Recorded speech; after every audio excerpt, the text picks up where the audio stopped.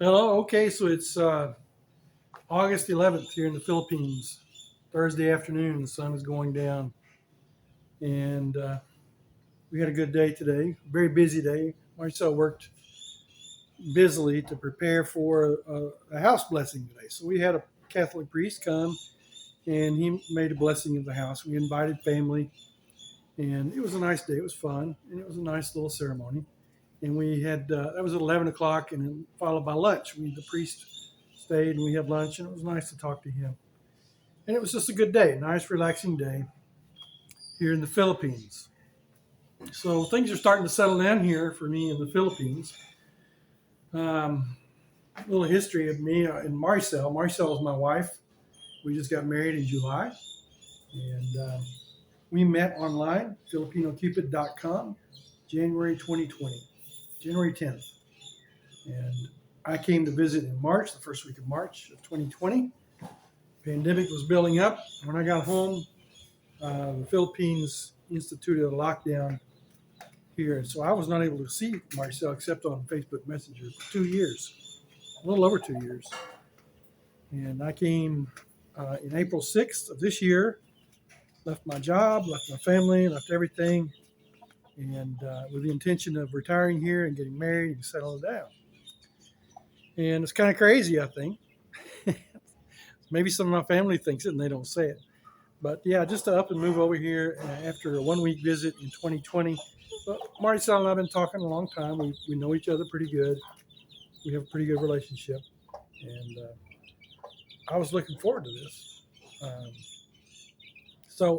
and everything's are going well. So April 6th, I arrived. I went through quarantine for 5 days. That was my fault. I lost my COVID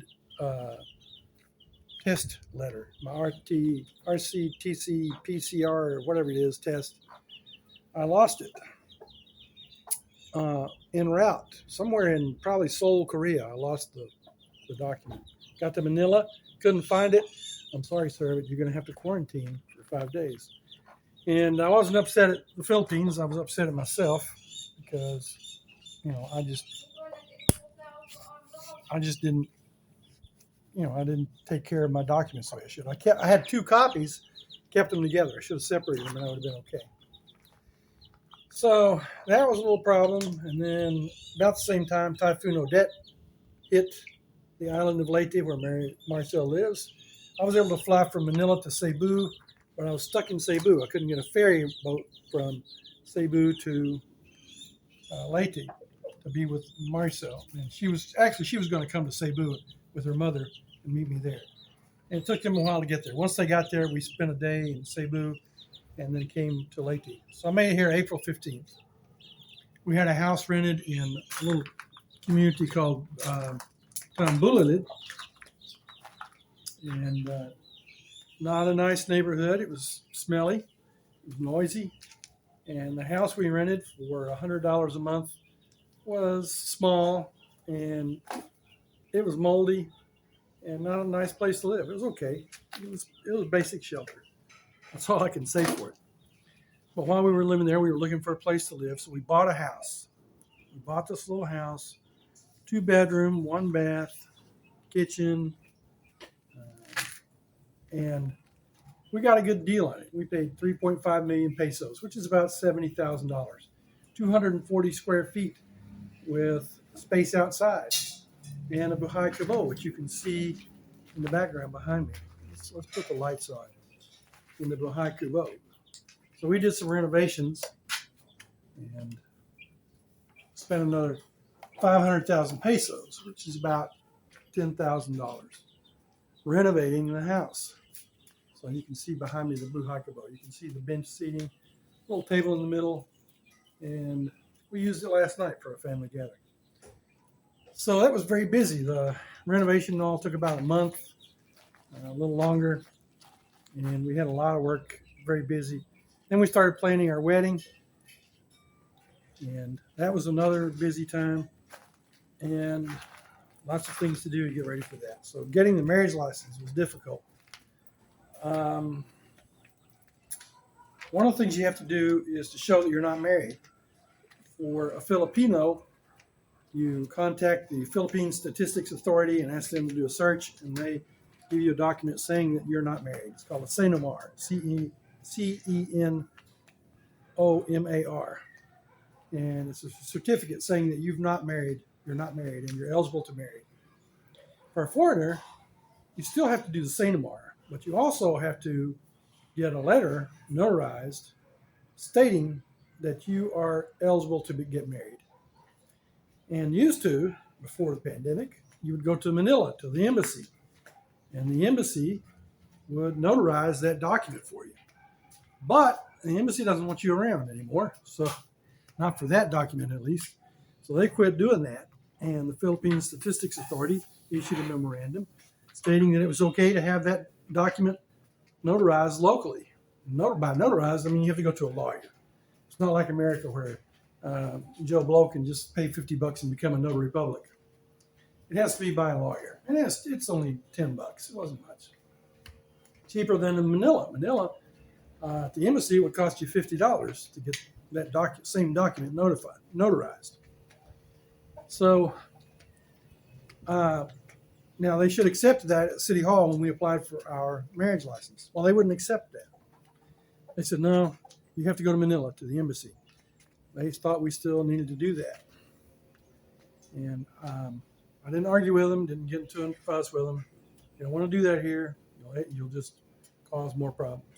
So he said he would accept an email from the Philippine Statistics Authority stating that it was okay for me to have the document locally notarized. So I emailed them, and I thought I'd get a response pretty quick saying, yeah, this memorandum that states that you can do that is still in effect. So it was a memorandum issued by the Philippine Statistics Authority stating that it was okay to have your document notarized locally. And I forget the name of the document, but it's a certificate in lieu of capacity to get married, something like that. Not the exact title, I think. I think I'm messing it up. But it's a certificate saying that you are eligible to be married. So they would not accept it. So I showed them the memorandum. He said, oh, the memorandum's more than a year old. I can't accept that. He said, you have to get something from PSA saying that it's okay. So I thought 1 or 2 days they would respond saying that memorandum is still in effect, and I could just show the email to the guy at City Hall. Well, it took about 3 or 4 weeks, but what I got was a lot more than that. So there was a lawyer that actually sat down and crafted a document stating that it was okay for me to have my document locally notarized. So they put more effort into it than what I was expecting, and that's why it took longer. So finally, we got our marriage license. We went through marriage counseling at City Hall. We went through marriage counseling at the church because we wanted to have a church wedding, Catholic wedding. We got all the certificates we needed and some other stuff. So it took a while to get the marriage license. I'd take the marriage license from City Hall to the church. Then we could schedule a wedding and pay for that. And so it took some time. It was a little bit of we had to hustle to get some things done. So we've been, like you can imagine, there's a lot of stress going on with that. And it's been very busy and very stressful with all the house purchase, renovations, documents for the wedding. Plus, during that time, I also got my visa extended, and I applied for my alien certificate of registration, which took longer to arrive than I expected it to, but it did arrive. And so I used that then to get my Philippine driver's license, which I made a video about, which was really easy. It only took a few hours total time to get that done once I received my ACR card. So today we had our house blessing. It was one of the things on our list to do, list of things to do. And also here in the Philippines, my banking, the way I'm doing my banking, I'm using Charles Schwab. Now, Schwab is not a bank, it's a brokerage. And so I'm not allowed to have a bank account, a checking account through Schwab if I don't live in the United States. So I had to apply for what's called an international account. And had to change my accounts over to international. So I had like 3 accounts. I had one, it's an IRA, it's invested in the stock market. I had another investment account, a brokerage account. It's right now just sitting there as cash, drawing a little bit of interest. And then I had a checking account. The checking account also drew a little bit of interest. So the checking account, I moved everything over into the investment account and everything got transferred. It took a lot longer than I thought it should. Schwab, I think, let me down on this. They got it done, but it just took too long. And to prepare for that, because I knew I was going to lose my debit card, I withdrew a bunch of cash, and I thought that would last me a week or two, and everything would be done. Well, it's taken a little over 3 weeks. Finally, today, I got my debit card in the mail, and it's activated, so I'm good to go now. So finally, that's the other thing on my list to do. I got my international banking account set up, brokerage account, and I'm using it like a bank. So I can use the ATM card here, and even if the bank here charges me an ATM fee, Schwab writes it off. At the end of the month, they refund all my ATM charges. So that's a good deal, and I can still do investments and invest my money. The other thing was a Social Security. And I'm going to have to make a video about this in the future. Right now, I'm in the process of getting that done. So the first step was pretty easy. Online, just to apply for Social Security. And someone in America called the Social Security office in the Philippines. Yes, they have a Social Security office in Manila. And a lady from the office in Manila called me, went over the application with me. Turns out I had my banking information incorrect. Part of it was they thought I was incorrect. It was okay. And then part of it was actually incorrect. I didn't submit the right account number. But the routing number fooled them because, like I said, Schwab is not a bank. So they can't just receive a direct deposit from Social Security. They have to receive it at another bank, which they use JP Morgan. And then Morgan transfers it to Schwab. So I had a routing number that popped up as JP Morgan. And on the application, I told them my bank was Charles Schwab, so they were confused. We got that straightened out. So everything went smoothly there. Then I got an email just a day or two ago saying that I need to send by courier to Manila my actual passport, copies of my passport. What else? Birth certificate, and a couple other things. So I've got to send some documents to Manila for this to get finalized. And I guess they'll send them back to me by courier as well. So I got to get that done within the next few days, and that should be okay. So by November, I should be receiving my Social Security at age 62. And that will be enough for me to live on here with Marcel in the Philippines. And I have some IRA money that I can withdraw monthly and supplement that. So should be okay here financially. No job, just retired, and we should be okay. So I've got a little garden here. You can see in the background. And we're going to have a little garden, some chickens to take care of, and that's going to be about it. We'll do a little traveling around the Philippines, and I'm enjoying life in the Philippines. There's some things here that if you're not willing to make adjustments in your life, maybe you shouldn't think about retiring in the Philippines. One of the things in our house, we have lizards crawling on the walls sometimes, little bitty lizards, not very big, and they don't bother you, don't make any noise. I think they do leave poop on the walls, so I have to clean that up a little bit. So if that drives you crazy, the Philippines may not be for you. Maybe there's a place in Manila or somewhere, apartment building that doesn't have lizards. I don't know. You could probably find some place in a big city. But here in this small community, we're going to have lizards in our house. You just got to live with it. I don't have potable drinking water. The tap water is clear and looks clean, but I don't want to drink it. So we can use it for washing and bathing, and that's about it. Traffic here is different. There really aren't any rules. Everybody just kind of does what they want, but they cooperate with each other and get along. and they blow their horn at each other to say, "Hey, I'm here. Don't pull out in front of me." But it's not like in America where it's laying on the horn and cussing you out and saying, "Hey, you dirty rotten son of a so and so." It's just letting you know they're there, and they cooperate with each other and get along. So you just gonna have to look for opportunities to make a left turn against traffic. Uh, People don't stop at stop signs. They do give signals, and they will let you out. They'll stop and say, "Hey, come on over." So it's not all that bad, but it's different, and it's confusing, and it can be nerve-wracking.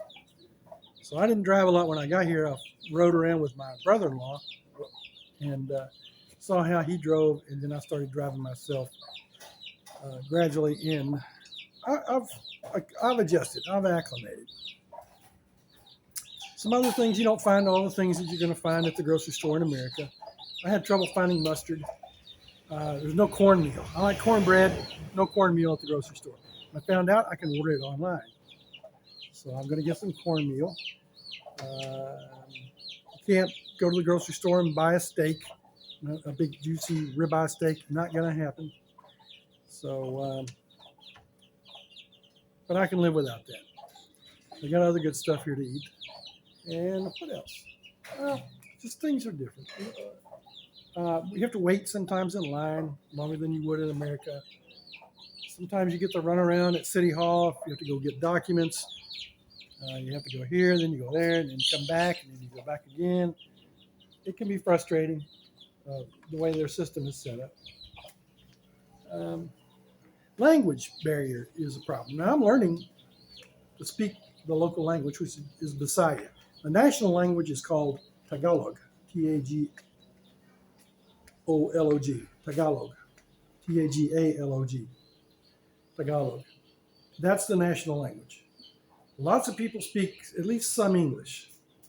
More educated people speak pretty good English. My wife, her English is terrible. And we have a hard time communicating sometimes, and it can be really frustrating. It can be a little bit isolating. I'm in a crowd. You got the whole family here, and they're all speaking in Bisaya, and I don't have a clue what they're talking about. Now, sometimes I can pick up on it, but sometimes it can be a little frustrating. So if you like to be in on everything, all the conversation, and be a part of the crowd, that can isolate you a little bit and make you feel like you're not wanted, maybe even. But it's not really the case. It's just that you're isolated a little bit. So, what else? What else did I think about? Some of my favorite things here, the food. Some of my least favorite things are the food. I haven't found a good hamburger here yet. I've been to 2 places, and both times I got kind of a soggy hamburger patty that didn't even taste like hamburger. Probably a frozen patty that they let thaw out and then they cooked it. And who knows what's in it? McDonald's so far is the best hamburger I've had in the Philippines, so that's not good. I did have one that had a pretty good tasting hamburger patty, but it was small. It was only about that big around, and a big bun. So the bread is okay on the buns. All the buns on the hamburgers have been good, but not the hamburger itself. Lettuce. If you like to buy lettuce at the grocery, it's like $3 a head, and for a head, about the size of my fist. Lettuce is expensive. Hamburger, on the other hand, ground hamburger is probably cheaper than in the States. It's about $3 a pound here. I bought some and had some hamburgers that I cooked for Marcel, and it was pretty good. Hot dogs. They love to eat hot dogs here. They eat hot dogs all the time, but you can't buy hot dog buns at the grocery store. I don't know why. It doesn't make sense. One of the good things here, you don't pay for trash pickup. They come by 3 times a week to pick up the trash here at the house, but we don't pay a dime. Now, we tip the guys, and so they like us, and so they pick up our trash pretty good. Just lots of little things here that are different, and you just kind of have to adjust to. If you got any questions, I've only been here 4 months, so I'm not an expert on the Philippines. Been here 4 months, and It's been a real whirlwind kind of life so far up until now, and then we're settling down. Oh yeah, one of the things I don't like about the Philippines, rats. We have rats everywhere, and you can see here my little rooster. I was feeding him on the ground. I would just pour his feed out on the ground, and he would eat it. I did get a little bowl to put it in, and he eats it up, and that keeps the ground clean. So the rats used to like to come in and finish up his food. We also have chickens, and I built a chicken house, a hen house. And they, if you can see this, the rats, they came out one day, and I've got little baby chicks, and there were a couple of them running around. I said, what the heck? How'd you get out? And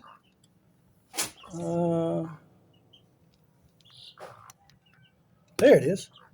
The rats chewed a hole. I used plastic webbing. Shouldn't have done that. Wasn't thinking when I bought it. And so I put some wood up around, and that keeps the rats from chewing through. So I've got a trap, and I've been catching rats, and I drown them. So I'm a rat killer. It's just a hassle. I don't like to have rats around. But if you go to a market in town, open air market, selling meat, open air, fish, vegetables, and they pile stuff, waste stuff on the ground. You see rats everywhere. It's part of the market. So those are some of the things about the Philippines, and I'm being summoned for dinner. Marcel is calling my name. Time to go. So I'll say more about the Philippines and living here and my lifestyle. This is Tito Jeff in Ormoc City, Leyte, the Philippines. Time to go eat dinner.